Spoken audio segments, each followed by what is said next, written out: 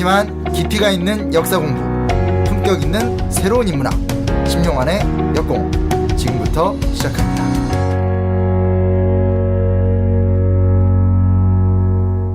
네, 수요일에는 어김없이 찾아오시는 그분 프린스 심. 오늘은 조금 다르게 불러야 되겠어요. 투사 프린스 나오셨습니다. 투사 프린스 심. 안녕하세요, 심용환입니다. 네. 그 말이 돼요? 투사와 그게? 투사 심 선생. 글을 막 쓰셔가지고 기사도 나고. 페이스북에 네. 정상회담 이후에 보수 야당들의 반응들을 보고 아주 그냥 일가를 하셨습니다. 그게 그렇게 커질진 몰랐고요.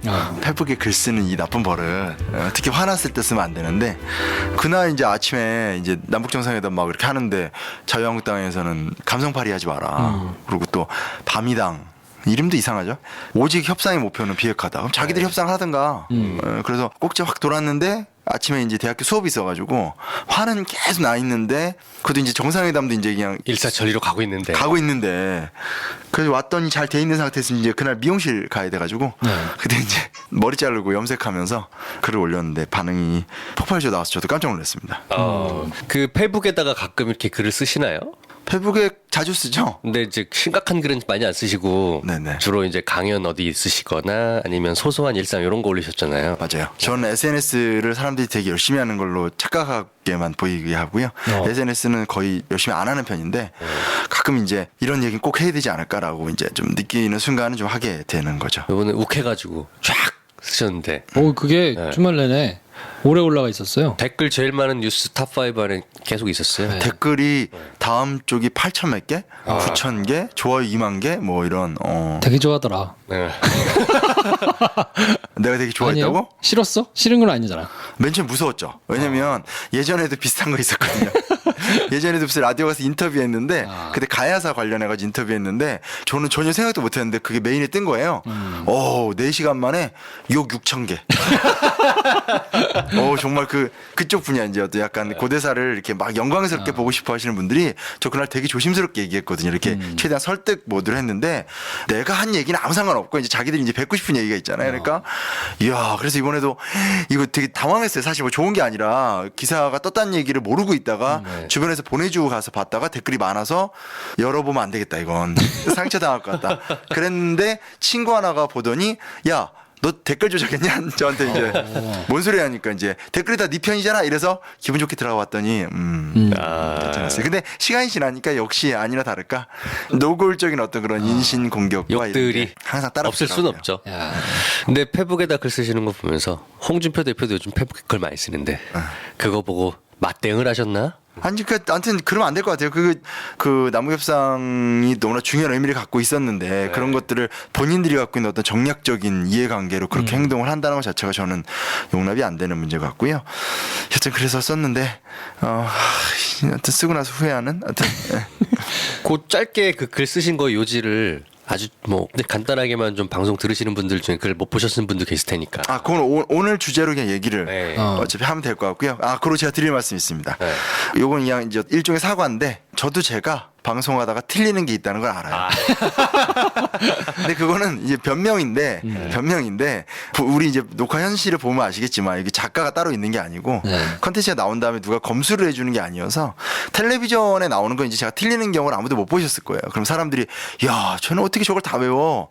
물론 많이 알고는 있는데 이제 그때도 이제 하고 나서 이제 검수를 하다 보면 꼭 틀리는 게 생겨요. 왜냐면 계속 얘기를 하다 보니까 생각을 안 하는데 이제 팟캐스트 같은 거 사실 그렇게 못 하잖아요. 작업 환경상. 그래서 나중에 와서 이렇게 들어보면 황당한 뭐 광해군의 아버지를 내가 세조라고 했다라든지 저도 다 알아요. 그래서 죄송하고 근데 사실 이런 것도 있어요. 뭐가 있냐면 더 많이 틀리거든요. 예를 들면 이건 역공 얘기긴 한데 박진경을 박준경이라고 했다라든지 최덕신 사단장을 뭐 김익렬 사단장이라고 했다라든지 이런 건 아무도 지적하지 않거든요. 근데 이제 나중에 보니까 이제 틀린 거고 제가 더 깔 수도 있습니다. 뭐 한원고 선생님도 방송에 되게 감동적이었던 얘기 나중에 제가 너무 감동이라 얘기하니까 사실 그거 틀린 거야 이렇게 밥 먹다가 자백하신 것도 있고 아무래도 이게 좀 팩트를 현장에서 그냥 쭈르륵 얘기하다 보니까 좀 생기는 오류인데 그런 것도 좀 넉넉히 봐주셨으면 좋겠고요. 하여튼 안 틀리도록 노력을 하겠고 나름 컴플렉스예요. 뭐냐면 지금이야 이제 뭐 그렇다 치는데 옛날에 대학원 뭐 대학교 이럴 때 보면 스캔 뜨는 애들이 있어요. 그러니까 한번 딱 보면 무슨 암기 기계처럼 외우는 애들이 있어서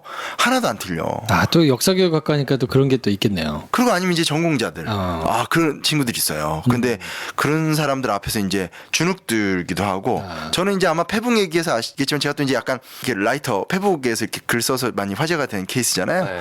오타가 많거든요.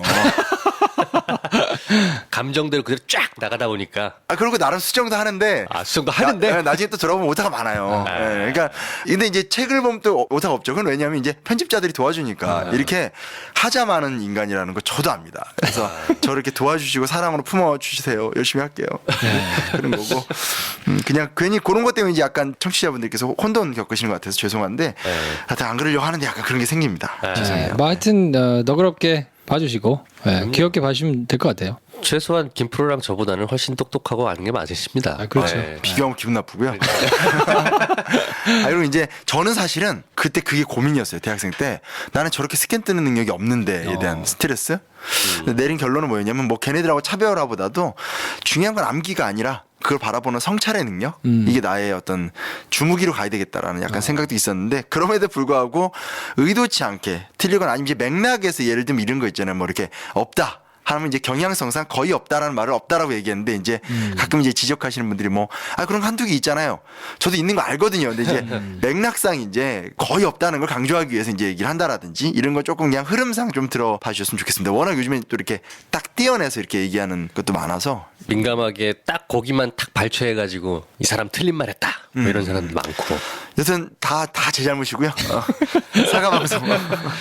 자, 아무튼 5월 18일 날 헌법 강연이 있으시네요?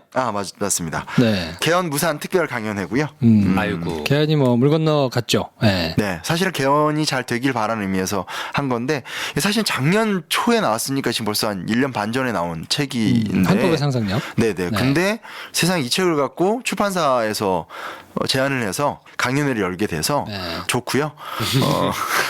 이번에 어찌됐건 정부 측 개헌안이 갖고 있는 의미 그리고 이게 끝난 게 아니에요. 만약 이렇게 돼서 개헌안이 무산되면 지방선거 승리하고 다음 국회의원 선거 이긴 다음에 그때 다시 개헌 논의를 해서 다시 통과시키면 되는 얘기거든요. 근데 중요한 건 그러면 그 호흡을 그냥 선거에서 승리하는 걸로 끝내는 게 아니라 이번에 많은 이슈들이 있었잖아요. 뭐 소상공인, 토지공개념 같은 것들을 우리가 좀 내면화도 시키고 우리가 원하는 개헌 이슈들 제가 이제 예전 우리 김프로쇼에서도 얘기했지만 자영업자 문제라든지 뭐 사회적 기본권 같은 얘기들을 앞으로 남은 몇 년간의 또 기간 동안 부정적으로 이렇게 실패해서 이렇게 생각하지 말고 좋아 이렇게 된 거 좀 더 체계적으로 우리 국민들이 좀 헌법 공부를 많이 해서 다음에 기회 때는 우리가 더 세게 밀어붙여서 한번 이 나라 좋은 나라로 바꿔보자라는 힘의 동력이 됐으면 좋겠고 그런 의미에서 어쨌든 저는 이제 저 책 내면서 약속했었거든요. 이 헌법이 좋게 개정되기 전까지 난 끝까지 이 활동한다라고 얘기했는데 또 출판사에서 좋은 기회를 줘서 5월 18일 날 마포에서 만나요. 네, 마포 평생학습관에서 저녁 7시에 하는데 사람이 많지는 않습니다. 한 50명 정도 되나요? 네네. 그 관심 있으신 분들은 빨리 신청을 뭘로 합니까? 그 알라딘에서 그 이벤트 주관하는 데다 댓글만 달아도 되고요. 아니면 그 평생학습관 홈페이지에서 신청할 수도 있고 많이 신청하시면 공간을 옮기든지 약간 넓은 데가 있을 거 아니에요? 네. 모르겠습니다. 네, 많이 와주세요. 네. 마포 평생학습관 홈페이지 가시면 신청을 하실 수가 있고요. 전화로 하실 수도 있고 아니면 알라딘에서 이벤트 밑에 댓글을 다시던가 이렇게 하시면 되는데 5월 18일이면은 다음 주 금요일이네요. 네. 저녁 7시입니다. 뭐 얼마 안 되니까 지금 신청하세요. 네, 안 시간 그러면 되시는 못 가. 분들은 한 번씩 들러서 헌법과 관련된 이야기들을 들어보시는 것도 좋을 것 같고요. 네.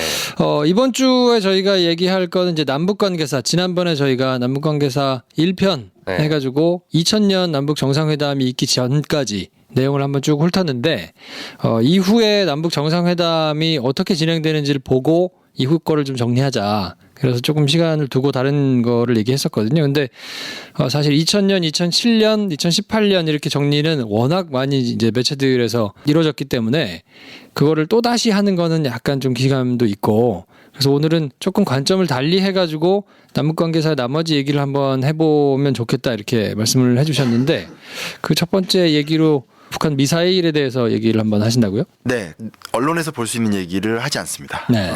남들이 못하는 얘기, 안 하는 이야기. 갑자기 갑자기 또 기대되네요. 갑자기 자신감. 저 아까 이제 페이스북 글도 얘기하셨는데 약간 전제가 있어요. 페이스북 글에다도 썼지만 이게 우리가 이겨서 찍어 누른 다음에 가서 이렇게 사인 받는 게 아니거든요. 협상하는 거잖아요. 그렇죠. 협상인 건 이제 주거니 받거니를 한다라는 거기 때문에 이제는 냉정하게 얘기할 필요가 있지 않나. 약간 얘기의 성 같은 경우인데 이거잖아요. 그러니까 너네 핵과 미사일을 포기해. 잖아요. 사실 우리가 정말 원하는. 그래서 이번에 어찌됐건 평화의 담에다가 진정한 비핵화란 말이 들어가 있고 완전한 비핵화. 아니 또 지적할까봐 그런 거예요. 잘했어요. 먼저 해야 되는 거야. 잘했어. 그거 감사해요. 네. 눈빛이 뭐 걸렸다는 듯이 쳐다. 아프잖아요 지금 몸이. 그래 아파도요. 아프세요. 네, 지금 지난 한 주 내내 감기로 굉장히 고생을 하셨대요. 아유, 저는 저대로 아프고. 앞에 있는 두 분이 참 일주일 내내 아프셔가지고. 근데 오늘 저기 능참봉이 제일 늦게 왔어요. 아 그렇죠. 아픈 사람 둘이 와가지고 막 서로 위로하고 있는데 막. 아무튼 흐름을 끊어 죄송합니다. 자. 네, 그 뭐냐면 핵과 미사일을 포기하는 거잖아요. 사실 동결 조치를 하게 되는 건데 그러면 이제 우리가 사실은 냉정하게 따져 물을 게 뭐냐면 그럼 우리는 북한한테 뭘 줄 것이냐라는 거잖아요. 그러면 결국은 이제 북미 수교 그리고 북한을 정상 국가로 만든다라는 얘기. 그러니까 마치 우리나라가 일본이나 중국을 대하듯이 북한을 대하는 상태로 흘러간다는 건데 이거는 냉정히 따지면 뭐냐면 통일이 아니라 장기 이국가 체제로 가는 거거든요. 그러니까 그거를 사실은 이제부터는 좀 진지하게 국민들이 생각을 할 필요가 있는 것 같아요. 그러니까 비핵화와 여러 가지 어떤 대가로 또 이제 남북 관계를 개선하는 결과로서 지금 우리가 도달하는 목표는 결국 이제 두 국가가 공존하는 체제로 간다라는 거고 그렇다면 두 국가가 앞으로 잘 지내야 된다라는 얘기는 사실은 신라 발해가 지내듯이 예를 들면 그렇게 이렇게 이국가 체제로 장기적으로 가면서 그 안에서 신라 프로세스 속에서 남북연합과 통일의 단계로 간다라는 걸 의미하는 거지 그게 갑자기 사이가 좋아졌으니까 합쳐 이거 아니잖아요. 통일합시다요. 왜 이거는 아니라는 거를 정확하게 할 필요가 있는 것 같아요. 그래서 제가 그래서도 비판했던 게 뭐냐면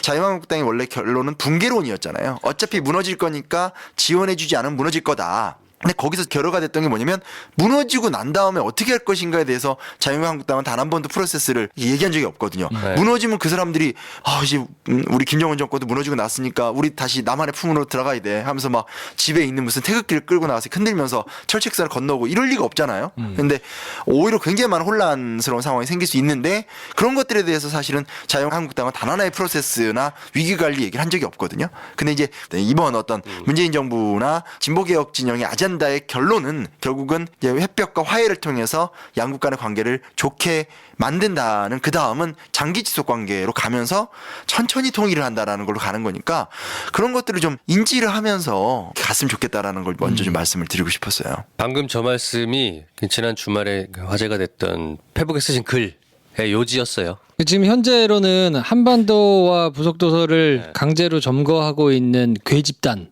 으로 제가 설정이 돼 있거든요. 네, 그래서 일부에서는 그렇게 생각을 하시는 분들도 있을 것 같아요. 야 이렇게 돼가지고 이 국가를 인정해주면 그러면 우리가 손해 보는 거 아니냐? 왜냐면 헌법상 쟤네는 우리 영토를 지금 침탈하고 있는 세력들인데 그걸 국가를 만들어준다 그러면 잘라서 주는 거 아니야? 완전히 그냥. 그러니까 약간 별거 상태로 있기는 한데 도장은 안 찍었단 말이지. 근데 이거 완전 도장 찍어가지고 법적으로 남남이 되면 손해 아니야? 라고만 생각을 하시는 분들이 이제 그쪽에서 보시기에는 도장만 찍어준 게 아니고 재산도 분할을 반이 시켜준 거지. 그렇죠. 근데 이게 잘못된 게 뭐냐면 어차피 실제로 그 애초에 유엔이 1948년 이때 한반도의 유일한 국가로서 대한민국을 인정을 했는데 거기서 얘기하는 건 38도선 이남 지역을 얘기하는 거거든요. 그러니까 실제로 6.25 전쟁이 터졌을 때도 제일 처음에 터지자마자 미국이 했던 말은 뭐냐면 38선 이북지대로 올라가였어요. 그러니까 38선 이남지대의 반도만이 우리 유엔이 인정한 세계적인 합법적인 대한민국 정부의 영토, 그러니까 우리가 생각하는 거 말고 국제적으로 생각하는 거고, 그리고 91년에 남북기본합의서 맺기 전에 남북한 유엔 동시 가입해서 현재 세계적으로 북한이라는 나라가 있잖아요. 그렇죠. 그런 것들을 생각하면 우리가 감상적으로 느끼고 있는 수복해야 될 땅이라든지 뭐 이렇게 보는 건 너무 좀 어불성설인 것 같아요. 그러니까 계속 그 포인트를 공략해서 보수 정권에서는 원래 우리 땅인데 저거 다 퍼주고 내주는 거 아니냐라는 걸 지금 부각을 시키는 것 같은데, 그러면 그렇게 하지 않고 뭐 말씀하신 대로 붕괴를 시켜가지고 우리가 갖고 올 거라면 구체적으로 어떻게 할 거냐, 그거에 대해서는 사실 얘기해 본 적이 진짜로 없기 때문에. 없잖아요. 그러니까 항상 했던 얘기 뭐냐면 뭐 이거잖아요. 무슨 김정은 집무실 창문까지도 우리가 정확하게 해서 총을 탁 쏴서 죽일 수 있다.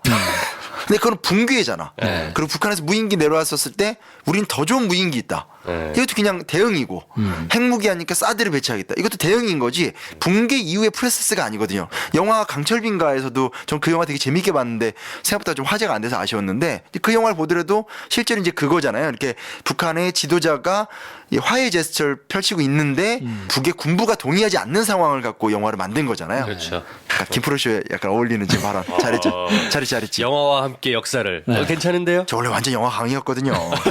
영화 평론 막 옛날에 글도 쓰고 그랬어요. 어. 네. 근데 아무튼 그런 것들이 많이 일어나면 그걸 어떻게 대응할 것이냐도 사실은 큰 문제고 아니면 뭐 예를 들어서 유엔의 한 나라이기 때문에 만약에 나라가 붕괴되면 이게 냉정하게 얘기하지만 우리가 수복을 하긴 하더라도 유엔 관리로 들어가는 게 기본 원칙이고 더 심각한 게 문제가 뭐냐면 정전협정을 할 적에 정전협정에다 우리가 사인 안 했잖아요. 네. 사인한 나라가 분명히 중국, 북한, 미국이기 때문에 우리가 사인이 안 돼 있기 때문에 실제로 국제법적 논리로 따진다라면 중국군이라든지 미군이 들어오고 한국군이 들어와서 삼국 공동관리 이런 게 되거든요. 그러면 그걸 또 풀어야 되는 숙제들도 있고 그러면 대본 나오는 게 뭐냐면 군 복무연한 늘어난다라는 게 당연한 얘기거든요. 네. 왜냐면 북한 휴전선만 관리하는 게 아니라 북한 전 지역에 대한 관리로 넘어가니까 군대를 뭐 1년 반으로 끝나겠어요?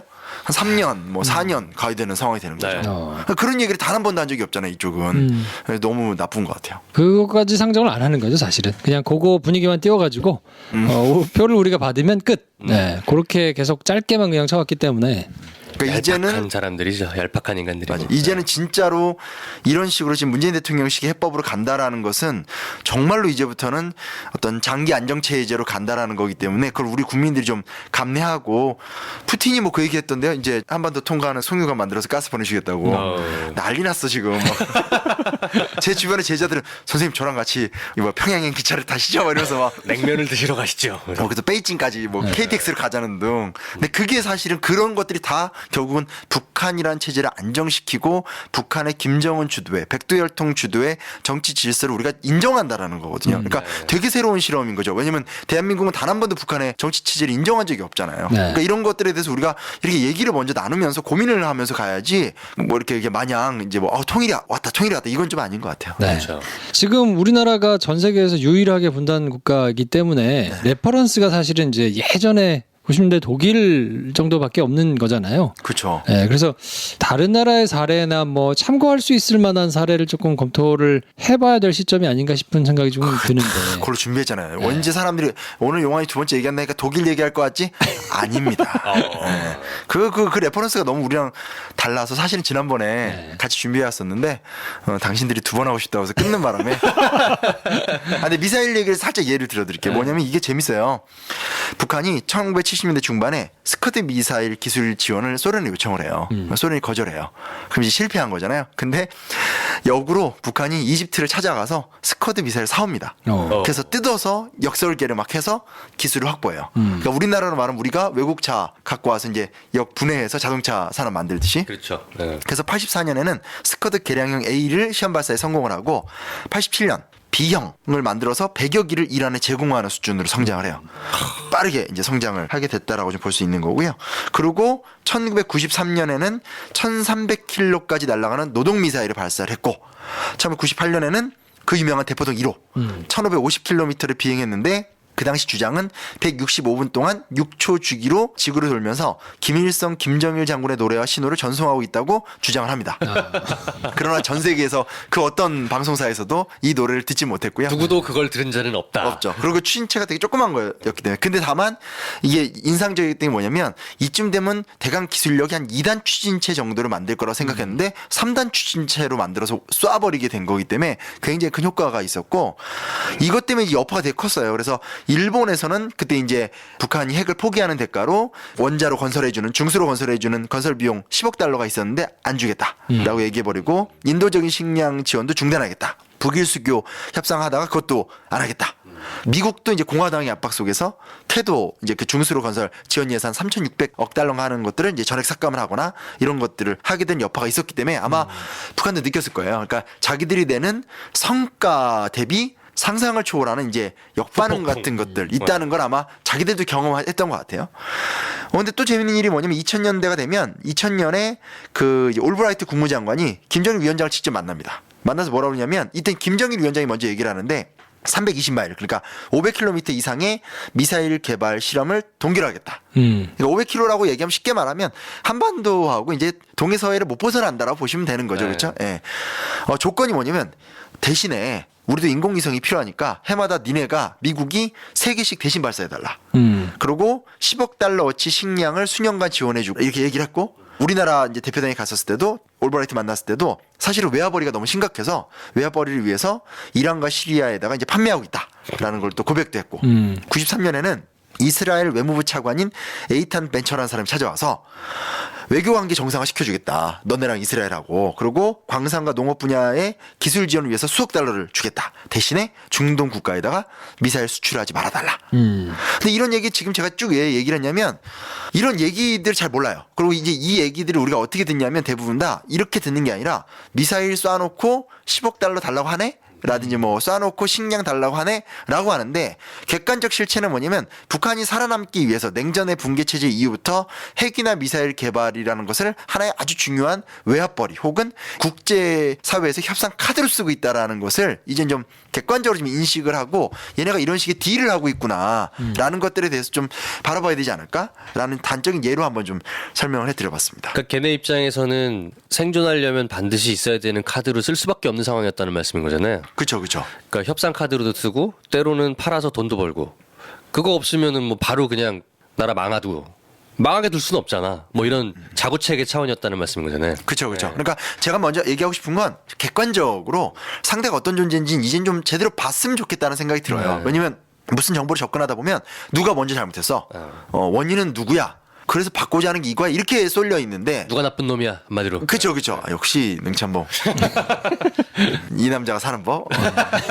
근데 이제 그런데 이제 우리가 진짜로 북한과의 관계를 좀 개선하거나 만들어 가려면 그냥 좀 북한이 어떤 나라인지에 대해서 좀 객관적으로 봤으면 좋겠고 그에 대한 정보 유통도 편안하게 좀 됐으면 좋겠고 약간 그런 생각이 드는 거죠. 왜냐하면 실제로 이 문제를 풀어가는 아주 진보적이거나 노력을 많이 하시는 분들도 자꾸 이제 설명하느라 진땀에 빠지는 거예요. 북한의 의도는 이게 아니고라든지 뭐 혹은 미국을 많이 비판하게 되고 이러니까 그냥 좀 담담하게 북한이라는 나라가 어떤 것을 생각하는지에 대해서 우리가 객관적으로 판단하는 게 좀 힘든 것 같아서 네. 이 얘기 뭐 미사일 얘기 재밌지 않나요? 네. 재밌어요. 입장 바꿔 생각해 보면 되게 쉽네요. 내가 북한이다 생각하면 살아야 될 거 아니야. 네. 카드가 없어요 이거밖에. 네. 이런 게 되는 거니까. 네. 안 그러면 그냥 싹 다 체제를 헌납을 하고 자기 한 몸만 부지하는 건데 그렇죠, 그렇죠. 그럴 순 없고. 네네. 네. 그래서 그런 부분에서 그냥 이런 일들이 옛날에 있었는데 적어도 이런 식으로 북한이 딜을 했구나. 사실 반대편에서 미국도 딜을 했었구나라는 것만 좀 인지를 하고 그럼 우리도 좋은 딜을 해서 이 딜의 세계 속에서 평화와 협상을 달성해보자라는 인식 같은 것들 이런 걸 갖는 것도 좋지 않을까. 저는 이제 개인적으로 그게 조금 궁금하더라고요. 이게 그러면 거의 끝 단계까지 왔다고 본인들이 판단을 한 건가? 그래서 우리가 이거를 포기할 테니 우리를 그럼 완전히 인정을 해라. 공식적으로 완전히 안전한 방법으로 우리가 정상국가라는 걸 인정을 해라. 라고 하려면 그만큼 큰 걸 우리가 포기한다고 던져야 되는 거니까 이 이후에 이게 빠그러지면 우리는 계속 그냥 핵개발 계속 할란다 라고 할 수 있는 분위기는 아닌 것 같거든요. 그러니까 요거를 포기하는 이 메커니즘에는 도대체 뭐가 있었을까? 이게 사실은 조금 궁금하기는 한데.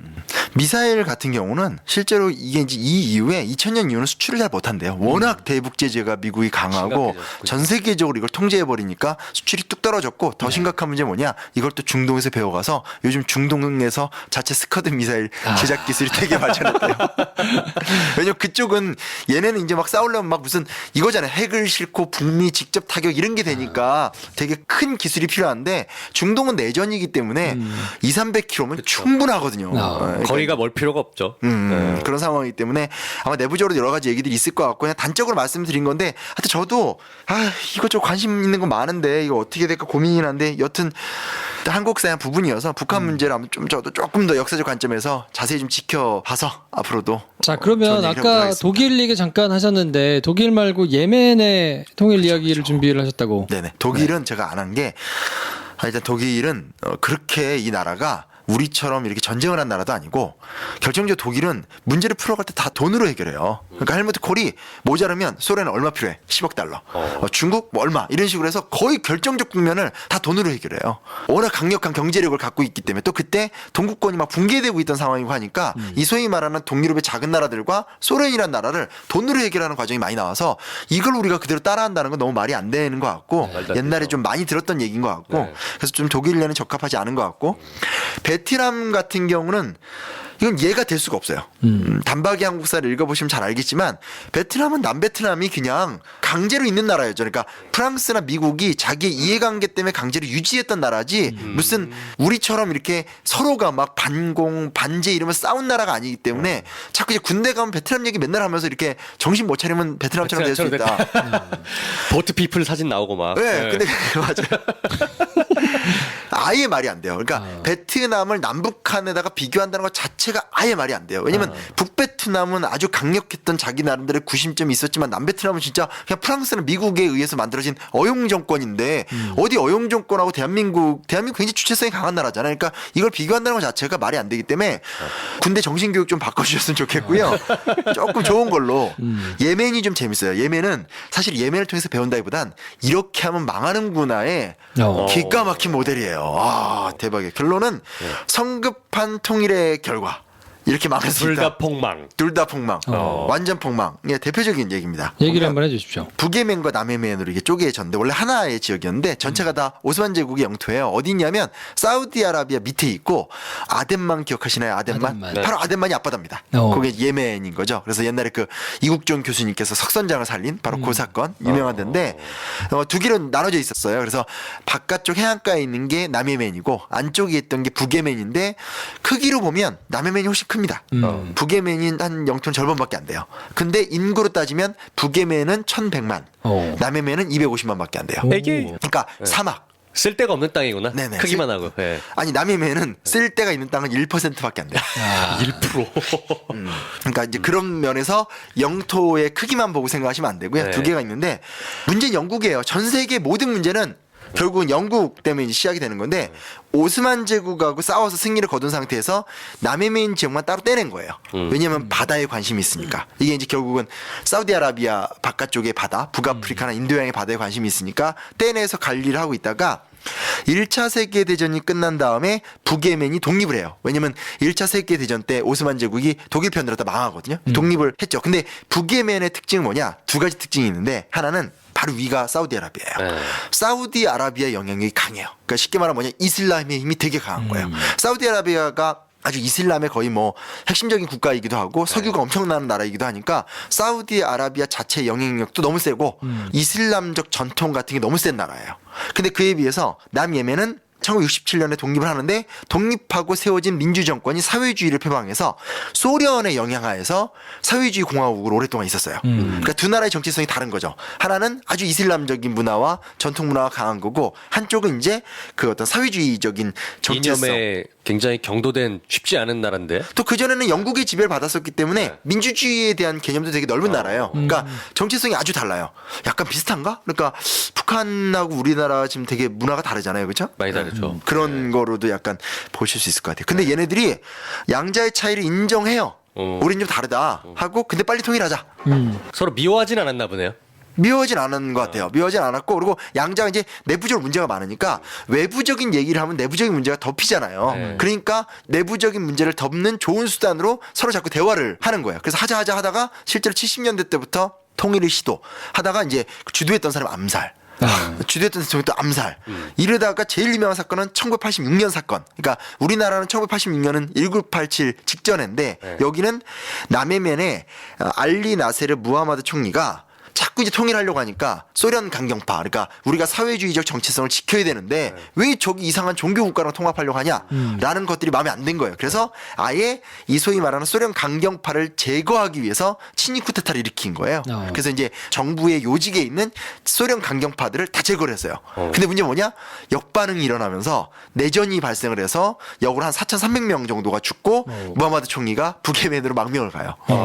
느낌이 오는 거죠. 그러니까 이게 우리 서로 좀 잘 지내보자까지는 되는데 잘 지내보자는 게 문제가 되진 않지만 막상 통일을 하려고 하니까 두 나라가 갖고 있는 정체성의 차이가 너무 큰 상황이 된 거예요. 이거를 70년대 내내 실패하고 80년대 내내 실패를 했어요. 그럼 어떻게 되겠어요? 하지 말아야 될 거 아니에요. 그쵸. 하지 말아야 되는데 1990년에 통일합니다. 오. 굳이.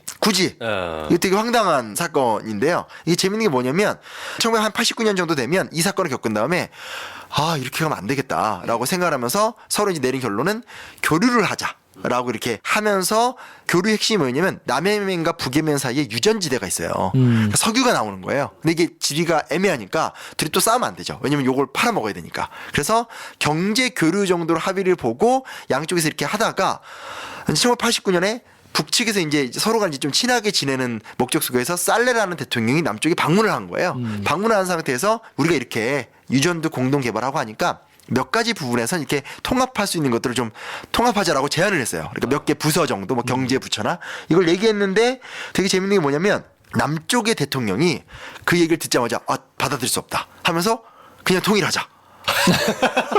무슨 초식이야? 1989년에 그냥 아무도 합의를 보지 않은 상태에서 현장에서 그 얘기를 한 거예요. 근데 그 얘기를 딱 듣더니 뭔가 좀 감동스럽잖아요. 감동스러우니까 살레 대통령이 콜합시다. 한 거예요. 그래서 89년에 통일을 합의를 갑자기 본 거예요. 이것도 진짜 황당한 케이스죠. 왜냐면 남예멘 내에서도 아무런 합의가 없었고 북예멘 내에서도 그러니까 자체 양쪽에서 합의가 없는 상태에서 그냥 현장에서 정말 이렇게 즉석으로 그러니까 기껏 온 거는 서로가 안 맞고 싫은데 그래도 기름이 있으니까 저것 때문이라도 우리가 좀 같이 지내야 되고 어디든 우리가 예멘이라는 공통성이 있으니까 언젠가 통일해야 되겠지 정도까지 온 건데 정치가들이 어떤 정치적 이해관계에 의해서 이게 밀어붙여진 거죠. 네. 이벤트성으로 그냥 네. 급 통일이 됐군요. 그래서 갑자기 급작스럽게 통일이 찾아왔습니다. 그러니까 뭐 가자 남으로 오라 북으로가 된 거예요. 그래서 이제 남해면은 알베이드 대통령인데 이제 문제가 생깁니다. 통일을 하면 진짜 갑자기 된 거잖아요. 근데 이제 갑자기 됐는데 그 왜 했냐라는 건데 아까랑 똑같아요. 그러니까 대내 문제를 덮을 수 있는 좋은 수단으로 느꼈던 것 같아요. 네. 그래서 남해면도 남해면의 어떤 이해관계, 북해면도 북해면의 이해관계 때문에 내 정권을 잘 유지하는 데 있어서는 가는 게 좋다. 합치면 합의를 봐야 되잖아요. 권력을 50대 50으로 분할합니다. 이거 뭐 몇 년 뒤에 빠그라질 그 각을 딱 세우고 가는 거네요. 느낌이 오죠, 그렇죠? 네. 뭐냐면 50대 50의 권리가 어딨어. 아니 대통령은 일단 살레 대통령, 북예멘 네. 대통령 하시고요. 남예멘에 있었던 알베이드 대통령인데 알베이드 대통령 이제 부통령 하시고 대신에 총리나 이런 것도 이제 남예멘이 갖고 장관 자리를 다 5대 5로 나눠요. 야. 그 이게 그럼 어쩔지 사실 보이잖아요, 그렇죠? 그러면 이게 어떻게 같이 운영될 리가 없죠, 그렇죠? 네. 그러다가 문제 뭐냐 합치면서 민주공화국을 하자라고 또 합의를 봐요, 얘네들이. 그 총선을 한 거예요. 총선을 했는데 무슨 문제 생겼냐? 북예멘에 정당이 있었을 거 아니에요? 그리고 남예멘에서 이 알베이드 대통령을 대통령으로 만들어준 사회주의 정당이 있었을 거 아니에요? 네. 이 두 개가 동시에 성공을 거둬야지 5대 5가 유지가 될 수 있잖아요. 문제는 뭐냐? 북예멘이 인구가 많잖아. 네, 그리고 좀 북예멘에는 쏟아내니까. 그 이슬람 쪽이 좀 세잖아요. 네. 그래서 세상에 총선을 했는데 이렇게 다 쪼개놓고 총선했는데 제2당이 이슬람당이 돼버렸어요. 아. 62석. 오. 살레 대통령이 134억인가 132석 나왔고 이 당이 전혀 이 내각에 들어가 있지 않은 이슬람 정당이 62석을 차지하고 남예멘의 그 알베이드 쪽의 정당이 52석인가밖에 안 나와요. 근데 이제 이게 민주공화정이니까 당연히 우리 이슬람도 분할했으니까 내각을 달라라고 얘기를 하게 되잖아요. 네. 그러니까 5대5 합의가 지켜지질 않는 거죠. 당연하죠. 난리 났는데 지금. 느꼈어. 저 어떤 그 뭐 능지기에 냉수 어린 니들이 뭐라고 정치 투쟁을 해봤자 결국 다 여기 묻혀버려 약간 이런 어떤 정치를 알아? 그래요. 그래서 이제 5대5 구조가 깨지면서 무슨 2대 2대 1, 뭐 3대 2대 1 합의를 계속 보면서 사이가 점점 나빠지는데 가장 문제가 되는 게 뭐냐? 남해면 입장에서 할 말이 없는 거예요. 그리고 여기서 더 심각한 문제가 뭐냐? 지금은 이 정도로 사이가 우리나라가 좋지만 앞으로 지나면서 볼 걸 못 볼 거를 많이 볼 수밖에 없잖아요. 예를 들면 북한 입장에서 어찌됐건 자한당이나 어떤 우리나라의 보수 진영의 모습들이 마음에 들 리가 없잖아요. 그래서 이번에 인터넷에서 화제가 됐는데 조선중앙방송에서 홍준표를 씹은 글이 굉장히 화제가 됐는데 저도 이제 이게 나중에 연구하면 재밌을 것 같은데 요즘 너무 북한 쪽에 관심이 많이 가는데 우리는 욕을 할 적에 욕이 짧잖아. 짧죠. 그래서 주로 동물 이름이 들어가거나 아니면 숫자가 들어가는 건데 얘네들은 약간 문장이 화를 내면 문장이 길어져요. 그래서 무슨 대갈통을 뭐 두드릴 놈들아 뭐 이런 식으로 말미가 너무 달라. 그래서 어떤 한국의 남한의 욕이라는 건 짧고 세게 확 화내는 거면 북한은 문장을 이어붙이면서 이렇게 어떤 일단 한 명을 희화시킨 다음에 거기다 이렇게 서술어나 형용사를 붙이는 방식인데 근데 사실은 지금 우리가 그거를 재밌게 보지만 어느 시점 가면 만약 그렇게 할 수가 없는 부분이 또 생기게 되고 또 반대로 우리도 그동안 뭐 백두혈통 이해가 안 갔잖아요. 무슨 뭐 왜 저게 3대 세습이다 가족으로 내려온다라는 것도 이제 동의가 안 되는 부분들 사실은 뭐 시진핑의 중국 체제를 보면서도 이렇게 동의가 안 되는 부분들이 있는데 이제 뭔 얘기냐면 북부 이슬람이 보기에는 남부 사회당이 2단이 2단. 이게 핵심인 거예요. 그러니까 종교라는 게 한편에서 굉장히 큰 가치를 보이기도 하지만 종교가 가지는 가장 역기능이 뭐냐면 얘네는 선과 악으로 보는 경향이 있잖아요. 그러니까 통일을 해서 하나가 된 나라인데 남쪽 사람들은 어쨌든 사회주의적이고 그전에는 어떤 자유주의적인 전통을 가진 사람들인데 이슬람의 관점에서 보기엔 얘네들은 2단인 거예요. 저것들은 믿음이 없는 것들이야 저것들은. 그렇죠. 그렇죠. 그러면서 이제 2단은 어떻게 돼요? 박멸이지. 제거를 하거나 아니면 축출해야죠. 축출을 해야 되는 과정이 되는 거죠. 근데 반대로 또 남예멘 입장에선 북예멘이 너무 비선진적인 거예요. 그러니까 얘네들은 어쨌든 영국의 식민지를 겪으면서 나름대로 어떤 영국이 보여줬었던 어떤 그런 자치의 문화라든지 혹은 소련이 보여줬었던 사회주의 공화국의 복지 시스템 같은 것들을 경험했는데 이게 무너지고 나니까 그런 것들에 대해서 너무 모르고 무슨 부족이 나오고 부족장이 통치하고 이런 거에 받아들일 수 없는 거죠. 개후진 나란 거죠 한마디로. 그렇게 보면. 그렇게 세게 말해도 돼요? 그럼요. 뭐 북한에서 욕 더 심하게 하는데 뭐. 예. 그건 말미에 어떤 미학이 있잖아요. 미학을 찾으란 말이야. 예. 그러다가 이제 일단 여기서 이제 결정적 사건이 두 개가 터지게 되는데 하나는 뭐냐? 이것도 옛날 얘기입니다. 그러나 우리 셋은 다 알고 있죠. 1991년 걸프 전쟁. 이라크를 타겟으로 한. 그렇죠. 그러니까 이라크 전쟁 생각하시면 안 되고 옛날에 후세인, 그러니까 이라크 지도자였던 사담 후세인이 후세인을 쿠웨이트를 쳐들어와서 그 쿠웨이트를 구원하는 어떤 미군의 전쟁 뭐 이런 걸로 되게 유명해졌던 건데 이때 예멘이 이라크 편을 들어요. 왜냐하면 이 배경에 뭐가 있었냐면 예멘이 통합하는 과정 중에 그 당시에 소위 말하는 사우디아라비아 중심의 중동 구조에서 사담 후세인이 신진 세력. 그래서 뭔가 새로운 형태의 아랍의 리더십. 왜냐하면 사우디아라비아는 언제나 이 미국하고의 관계가 유착 관계가 심하니까 너 언제까지 이런 식으로 미국의 어떤 2인자처럼 이렇게 딸랑이처럼 살 거냐라고 하면서 뭔가 이렇게 아랍 민족주의라든지 아랍 자주성. 뭐 이런 것들을 강조하면서 남예멘한테도 남북 예멘한테 통일을 막 그래서 이렇게 계속 이렇게 합쳐라. 네. 니네 이렇게 합치면 우리 집에 석유도 있고 이렇게 도와줄게 네. 형들이. 그래서 그런 거잖아요. 너무 잘해. 야 그런 식으로 맞아요. 그러면 얘네들이 후세인 형이 도와주니까 우리 힘을 합쳐가지고 그러니까 사우디랑 너무 친하게 지내지 말고 우리끼리 잘 살아보세. 이렇게 구성을 했을 거 아니겠습니까? 맞아요. 저도 이렇게 능참먹어 넘어갔거든요. 맛있는 데 들어가서 맛있는 거 먹이면서 막 그래서 형 같이 해. 이렇게 되는. 아니 김프로쇼랑 힘을 합치면 얼마나 좋아요. 좋아요. 너무 좋아요. 다 좋은데 지금 다들 프린스심 이래가지고 이제 막 물어봐요. 모르는 분들은 왜 프린스야? 네, 어찌됐건 그런 과정을 통해서 통합이 됐던 거였기 때문에 전쟁이 터지니까 예멘은 이라크 편을 들죠. 그리고 그 다음에 이 당시 얘네가 이제 비상임 이사국으로 유엔에 있었었는데 이라크 제재안도 반대래요. 그러니까 딱 찍힌 거예요. 딱 찍힌 거죠. 딱 찍혔는데 미국한테 찍혔다는 게 문제가 되기도 하지만 아까도 얘기했지만 사우디아라비아가 위에 붙어 있잖아요. 그러니까 예를 들면 우리나라가 그 나라의 볼륨이 얼마나 중요한 게 뭐냐면 남한과 북한이란 두 개의 나라는 쉽게 말하면 동아시아 국가 중에 제일 센 나라는 아니지만 두 나라가 남의 나라에 의해서 좌지우지 안 될 정도의 힘은 갖고 있는 거죠. 남한은 굉장히 강력한 경제력과 여러 가지 어떤 거의 선진국에 도달하는 모든 자원을 갖고 있는 나라고 북한은 그런 거 하나도 없지만 핵과 미사일을 있다.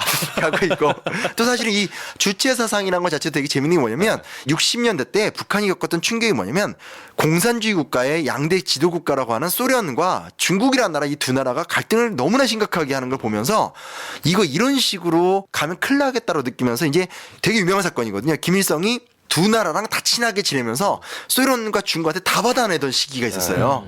이쪽 가선 얘기하고. 이쪽 편 들어주면서 받아내고 저쪽 가선 저쪽 편 얘기하면서 받아내고 이러면서 사실은 체제 내적으로는 주체 사상을 얘기하면서 우리식 사회주의. 그러니까 언젠가는 저렇게 싸우는 거 보니까 쟤네들을 믿지 못할 날이 있을 수도 있다라는 걸 생각하면서 독자 노선을 만들어 놨기 때문에 실제로 많은 북한 전문가들이 실제로 만약에 북한이 붕괴되면 쉽게 뭐 북한이 중국의 일개 성이 된다? 정말 북한에 대해서 몰라서 하는 소리다 이런 얘기를 하거든요. 그러니까 여튼 우리나라는 지금 우리나라가 갖고 있는 재밌는 모습이 뭐냐면 남한과 북한이 굉장히 독자성 있는 모습이 세고 또 두 나라의 또 강점이 뭐냐? 민족주의 성향이 너무 강해. 네, 그러니까 이게 김구 선생님 이런 거 있잖아요. 그냥 괜히 뭐 그분 보면 막 울컥하고 마음이 아려오고 막 가자 북으로 오라 나물 약간 예? 우리의 소원은 통일 뭐 이런 게 남북이 너무 강하니까 내적인 힘이 강한 나라기 때문에 사실은 통일 논의를 전개하는 데 있어서 외국 눈치를 안 볼 수는 없지만 되게 자율성이 센 거거든요. 뭐냐 이 예멘은 그렇지 않아요. 둘 다 못 사는 나라거든. 못 사는 나라인데 바로 위에 사우디아라비아가 붙어 있잖아요. 사우디아라비아가 단숨에 해마다 6억 달러 정도로 원조해 줬는데 그냥 끊어버렸어요. 니네가 지금 이라크 편 들어서 끊어. 안 줘. 끝. 그리고 그 당시 외화벌이를 어떻게 했냐면 이 예멘 출신의 80만 명 정도 되는 노동자들이 다 사우디아라비아에서 일을 했어요. 한 방에 추방. 한 방에 추방.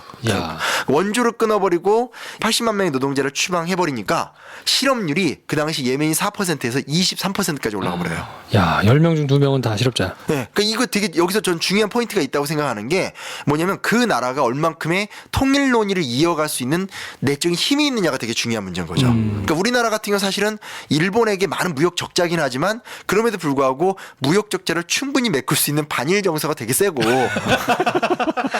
엄청 세잖아요. 그렇죠. 사실은 반대로 미국과의 관계도 독자적으로 확보하고 있고 최근에 또 중국과의 관계도 좋기 때문에 우리나라의 외교 관계 자체가 이렇게 여러 나라랑 얽혀 있으니까 일본이나 미국이나 중국이 함부로 행동을 또 못하는 거잖아요. 일본은 또 미국에 묶여 있는 나라고 그렇죠. 중국하고 미국이 또 굉장히 라이벌이고. 라이벌을 세우는데 지금은 옛날처럼 그냥 미국이 중국을 무시할 수 있는 상황도 아니고 여기 또 러시아가 또 되게 재밌는 게 뭐냐면 러시아는 큰 파이는 아니지만 제가 누누이 얘기하는 거지만 만약에 핵전쟁이 발생됐었을 때 5분 안에 핵미사일을 발사할 수 있는 유일한 두 나라 중에 하나가 러시아거든요. 그러니까 미국과 똑같은 시간에. 왜냐하면 중국만 하더라도 실제로 이 미사일이 요격당할 게 염려가 돼서 다 산속에다 넣어놨기 때문에 전쟁 시작하면 이제 꺼내서 빼고 쏘는 데까지 2-3시간 정도 걸린다고 하더라고요. 그러니까 그 정도로 어찌됐건 냉전 때 이 미국과 싸웠던 여튼 러시아는 쌈자라기로 유명한 나라잖아요. 아유, 그 나라는 뭐 효도로의 나라. 불곰국. 불공국가. 그래서 이런 게 얽혀 있기 때문에 이게 어느 나라가 이렇게 뭘 탁탁 못하는데 여기는 그냥 사우디아라비아가 지역 맹주로 너무 큰 강한 힘을 갖고 있는 데다가 미국도 사우디아라비아 편이고 이라크 전 때는 이라크를 미국이 부시는 상황인데 정말 생각 없이 이제 줄을 쓴 거죠. 줄 잘못 섰군요. 정치 지도자들이 그렇게 판세를 잘못 읽어가지고 나라가 폭삭 망할 뻔했겠네요. 그리고 이제 최고의 충격적인 사건이 터집니다. 이제 상황을 전체를 보니까 뭔가 아무리 봐도 북예멘 위주로 가는 거예요. 인구도 많고 이슬람도 세고 또 이슬람 조직력도 세고 하니까 남예멘이 뭐라 하는 줄 아세요? 남예멘의 군부가 내전을 일으켜요. 이게 이제 그리고 이럴 거면 다시 갈라. 그러겠지. 뭐. 마지막 폭망하는 최악이네요. 마지막 폭 이게 2000년대 초반에 있었던 일인데 그러니까 군부가 제일 심각했던 문제. 군부가 단 한 번도 통합이 된 적이 없어요. 그러니까 이게 50대 50으로 갈라놨는데 양국 간의 군부가요? 그러니까 북예멘과 남예멘을 통일했죠. 지금 통일한 상태거든. 했는데 군부는 한 번도 통합된 적이 없어요. 어느 정도였냐? 군복도 달랐고 군복에 붙이는 마크도 달랐대요. 이게 통일이라고 할 수가 없는 거죠. 그러니까 예를 들어 남북한이 통일됐는데 우리는 여전히 국군 얘기하고 북쪽은 이제 인민군 얘기하고 옷도 다르게 입고 이렇게 하는 거 똑같은 거거든요. 마크부터 사령관 임명까지 모두 달랐고요. 2달간 전쟁을 했대요. 5천에서 한 7천 명 정도가 죽었는데 무력 수준은 또 비슷해요. 북부는 3만 7천 명 육군, 탱크 664대, 남부는 2만 7천 명, 탱크 480대인데 남부는 옛날에 소련의 지원을 받은 게 있어서 공군력이 또 세대요. 근데 전쟁 딱 했는데 하자마자 완전히 북부한테 그냥 진짜 이렇게 제가 효도로한테 맞듯이 나 프린스야 빡빡빡 이렇게 막 맞듯이 두두두두 완전히 발려요. 왜냐면 북부에서 살레가 그러니까 이제 전체 통합 대통령이었던 살레가 통합을 추진하면서도 언제나 혹시 모를 전쟁을 예상하면서 준비를 하고 있었고 살레는 통합을 이야기하면서도 한편에서 이슬람 세력하고 친했던 사람이에요. 그러니까 쉽게 말하면 쫙 끌어당겨서 누군가를 제거시킬 수 있는. 그래서 이 결론이 뭔지 아세요? 남예멘이 북예멘의 식민지가 되는 걸로 끝나버린 거예요. 최악이네요. 최악의 상황이 되는 거죠. 네. 그러다가 막판에 어떻게 되냐면 이런 식으로 이제 쭉 가는데 남부 쪽은 남부의 어떤 그런 상황이 있으니까 남부에서 2007년 뭐 이때쯤 되면 그 남부 동맹이라는 걸 만들면서 쉽게 말하면 게릴라 유격대를 만들어요. 다시 독립하겠다고. 고분고분하게 내가 이렇게 들어갈 수는 없지. 이 한 번 봐, 저 게릴라를 한번 해보자. 뭐 이런 된 거잖아요. 그렇죠, 그렇죠. 네, 이런 식으로 가면서 지금 끝도 모르는 거기다 이제 뭐 아랍의 봄 혁명 일어나면서 뭐 최근에 살레 대통령이 퇴진하고 좀 나아졌다고 하긴 하지만 이 뭐 해결이 안 되는 거죠. 그러니까 시기적으로 비슷한 게 뭐냐면 우리나라가 1980년대에 들어와서 우리나라 나만의 내적인 민주화를 이루어내고 냉전이 붕괴하면서 우리가 적극적으로 북한에 평화 공세를 펼치면서 남북의 합의를 좀 보고 그러면서 그 이후에 이제 좀 햇볕 정책 같은 거 하면서 성과도 좀 내고. 일진일퇴를 사실 거듭한 거잖아요. 그래서 이번 협상을 보면 사실은 다 상기한 거잖아요. 옛날에 우리가 경협도 했고, 옛날에 우리가 관광도 했고, 했던 거 다시 해. 했던 거 이상으로 해.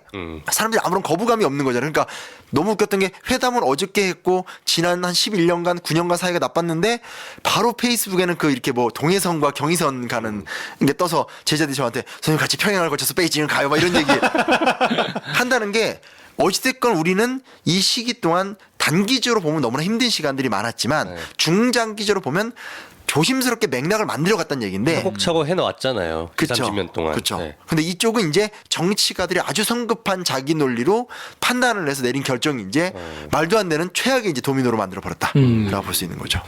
그쪽 대통령도 박근혜가 됐나? 왜 그랬을까요? 진짜 개성공단 없애버리고 막 상의도 안 하고. 그렇죠. 네. 그러니까 우리에게 적용을 해서 이제 보자고 하면 차근차근 큰 플랜을 가지고 준비를 해 나가는 것이 반드시 필요한 건데 사실 지난 10년 동안을 보면 엄포 놓은 거 말고는 엄포 역시 기자. 네, 뭐 때린다라고 한 거 말고는 사실은 한 게 아무것도 없기 때문에 지금 와서 뭐 완전한 비핵화가 말로만 뭐 이어졌다 뭐 이렇게 비판하고 있는 것들이 사실 전혀 정당성을 가질 수가 없는 거고 그렇게 보자 그러면 예멘의 폭망 사태가 오히려 자유한국당이나 지금 보수 정권에서 주장하고 있는 그것과 굉장히 맥이 맞닿아 있다 뭐 이렇게 봐야 되지 않나요? 그렇게 되네요. 네. 역시. 준비가 필요하다. 역시 제가 생각한 것과 다르게 결론을 지어주셔서 아니요 동의하고요. 맞는 얘기라 생각하고 우리나라가 갖고 있는 지금 가장 큰 특징은 강력한 시민사회를 갖고 있다는 게 전 특징인 것 같아요. 외국 사례를 쭉 검토해 보니까 뭐 독일이야 너무 거기는 발전된 사회고 사실 우리나라는 예를 들면 가장 강력한 반공 세력이 기독교 세력이잖아요. 왜냐면 이게 또 할 얘기도 있는 게 북한에서 원래 기독교가 꽃피었는데 다 쫓겨내려고 이래 버리니까 반공이 큰데 독일은 진짜 재밌는 게 독일은 끝끝내 끊어지지 않는 게 분단이 되어 있는데도 양쪽 카톨릭이나 루터교는 또 같이 예배를 드리고 그래서 너무 재밌는 게 동독에서 누구 망명하려고 하면 미리 이제 실제로 겉으로는 망명인데 동독에서 연락이 오거든요. 그래서 야 넘어간대 얼마 하면 이제 서독에서 얼마 될게 직접 될 수 없으니까 서독 교회한테 주거든요. 그럼 교회끼리 이제 연결이 되니까 주게 되고 가장 유명한 건 교회에서 예배드리면서부터 동독이 붕괴된 거잖아요. 베를린 장벽이 이런 어떤 되게 그러니까 유럽 얘기를 해버리면 얘기가 너무 많아 버리는 건데 적어도 이런 나라들을 비교해서 봤었을 때 우리나라 갖고 있는 현재 되게 큰 장점이라고 하는 것은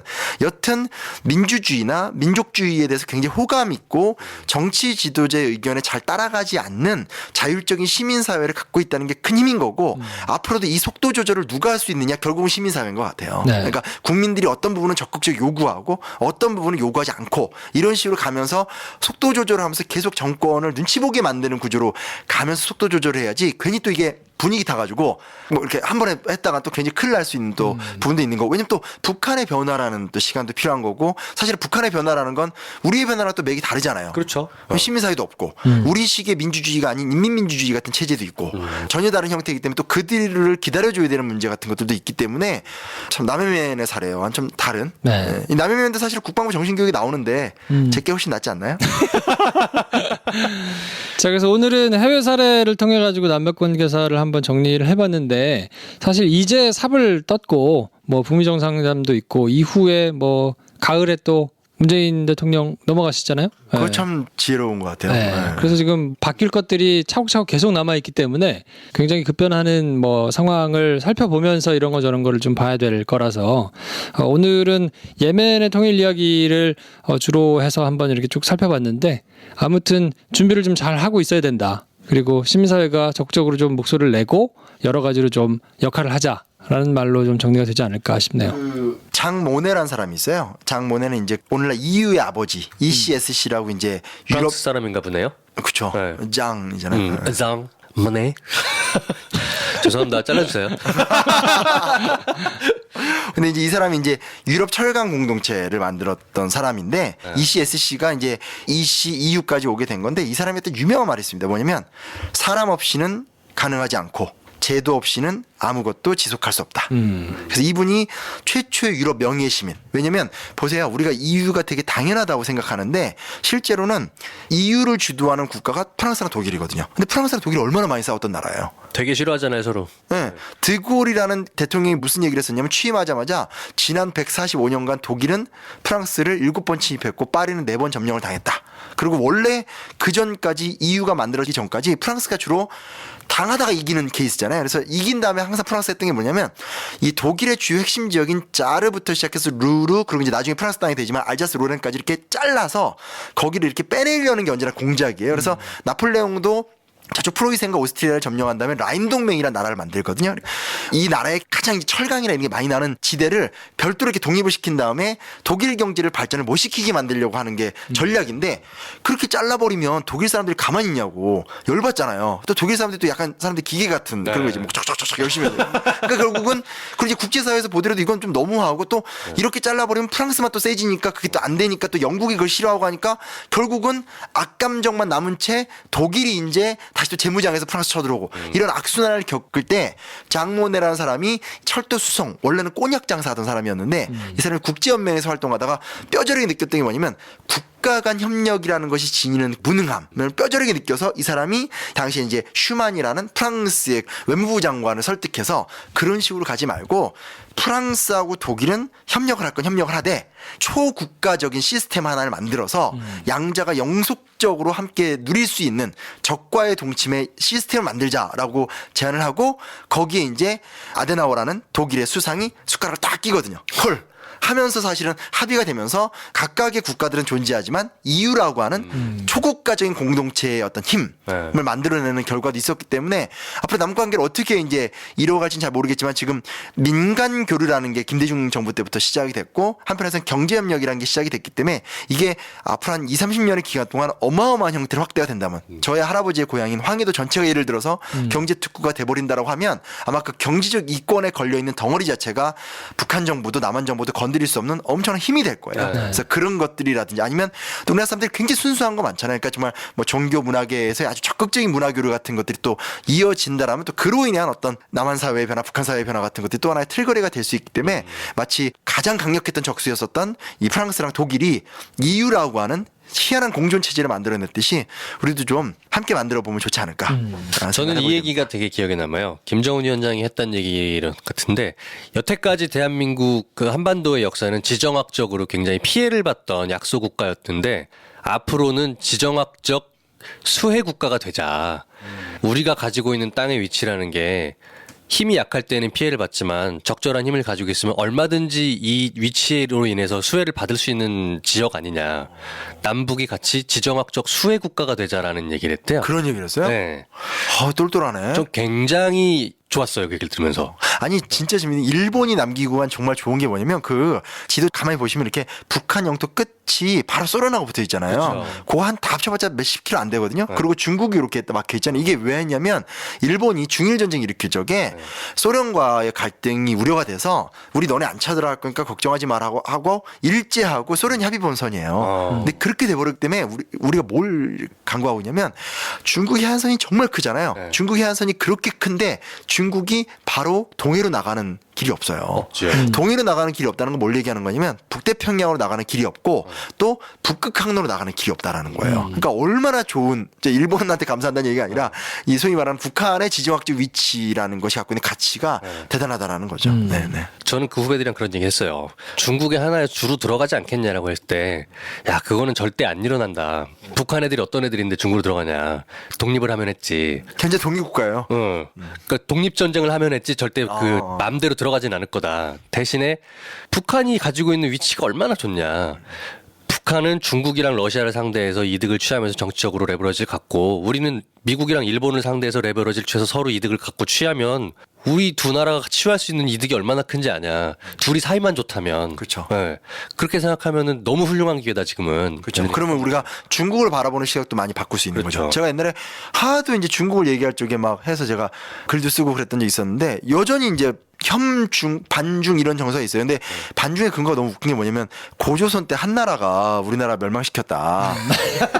당나라가 고구려 멸망시켰다 이 얘기인데 이건 좀 너무 옛날 얘기인 것 같고요. 그래서 좀 전향적으로 여러 가지 생각들을 많이 하다 보면 진짜 우리가 21세기 새로운 역동적인 국가로 나갈 수 있는 정말 중요한 기회를 얻을 수 있지 않을까? 그러니까 소위 말하는 유럽을 제외하고는 세계 4대 열강이 다 우리 주변에 있고 그 네 열강이 어쩔 수 없이 우리를 통하지 않으면 일이 안 되는 지정학적 구조가 있어요. 그러니까 남한만으로 안 돼. 그걸 북이 있어야 돼. 이게 한반도 전체가 있어야지 되는 네. 거지. 남한만으로 안 된다는 사실 좀 정확하게. 북도 남이 없으면 안 돼. 걔는 돈도 없고.